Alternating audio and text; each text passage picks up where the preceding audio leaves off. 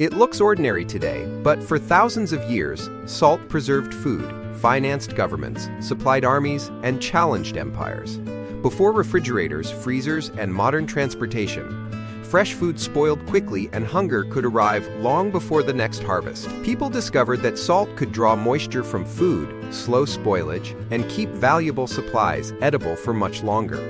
Suddenly, food could survive winter, cross mountains, travel aboard ships, and feed people far from the place where it was produced. Communities formed near salt springs, coastal pans, and underground deposits. Where salt appeared, trade and permanent settlements often followed.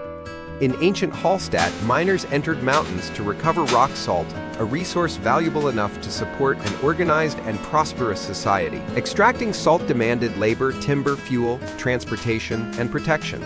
Every crystal represented an enormous investment of human effort. Salt was not valuable because it was beautiful.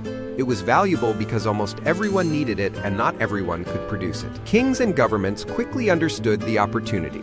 Control the salt, control the trade, and collect revenue from an essential necessity. For long periods of Chinese history, governments regulated or monopolized salt, turning everyday seasoning into a dependable source of state revenue. Near ancient Rome, salt traveled inland from coastal production areas along routes that connected suppliers, merchants, communities, and the growing city. Preserved meat, fish, cheese, and other durable provisions helped armies operate farther from farms, markets, and fresh supplies. A salt route was more than a path. It carried food, taxes, information, soldiers, merchants, and political influence across entire regions. Farther south, enormous slabs of desert, salt crossed the Sahara aboard camel caravans traveling toward the markets of West Africa. In West African trade networks, northern salt moved south while gold and other goods moved north, enriching cities, merchants, and powerful states.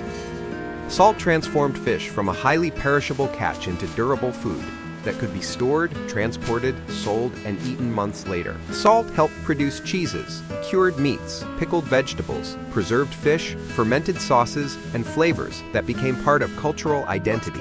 Different climates, ingredients, and preservation methods created distinct traditions, and salt helped those traditions survive across generations. Barrels of salted provisions supplied sailors, fishing fleets, expanding cities, and long voyages that fresh food could never have survived. Salted cod became part of Atlantic trade, connecting fishing communities with distant ports, markets, plantations, and regional cuisines. Because salt was essential and widely consumed, taxing it offered rulers a tempting way to collect money from nearly every household.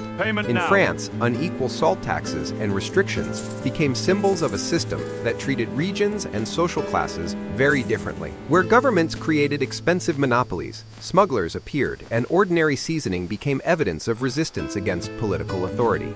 Centuries later, British colonial laws controlled salt production in India and forced people to pay for something created along their own coastline. In 1930, Mahatma Gandhi marched to the sea and broke the salt law, turning a handful of crystals into a symbol of freedom. Industrial mining, railways, refrigeration, and global distribution eventually made salt cheaper, easier to transport, and widely available. But salt never lost its culinary power.